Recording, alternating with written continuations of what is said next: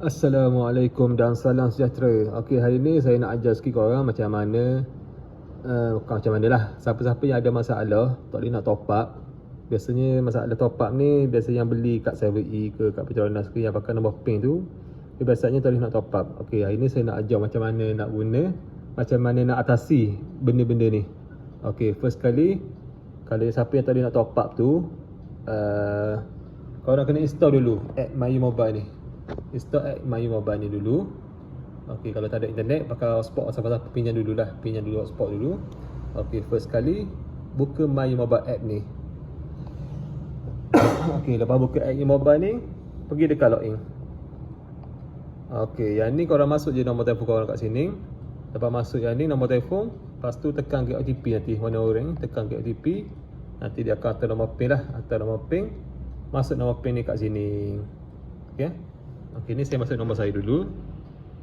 Okey, selepas masuk nombor PIN yang dibagi ni, lepas tu tekan login saja. Tekan login, nanti korang akan nampak satu page lain lah. Okey, korang akan nampak page macam gini. Okey, mana yang tak boleh nak top up tu, pergi kat bahagian top up ni. Pergi kat bahagian top up ni. Yang ni pakai dulu. Okey, cukup macam ni. Pergi kat top up ni. Lepas tu pergi kat top up PIN yang atas ni. Tekan top up PIN. Lepas tu masuk je nombor PIN sini, yang 14 digit tu. Masuk nombor PIN saja. Lepas tu tekan top up now. Itu sahaja. Faham kan?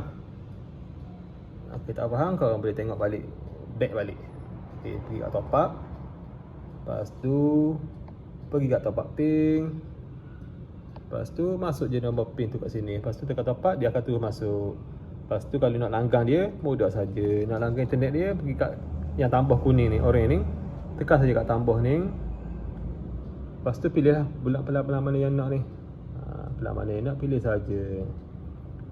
Okey. Mana-mana yang ada isu satu lagi, kalau nak tukar pelang pada prepaid baru ni, cara nak tukar pelang dia mudah sahaja. Pergi saja kat atas ni. Nampak ada belang 3 tu. Okey, klik saja kat belang 3 ni. Jadi saya klik ya. Okey. Nanti dia keluar macam gini.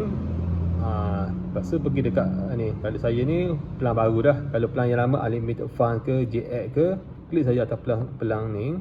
Lepas tu nanti keluar macam gini lah. Keluar macam gini. Lepas tu pergi kat switch plan.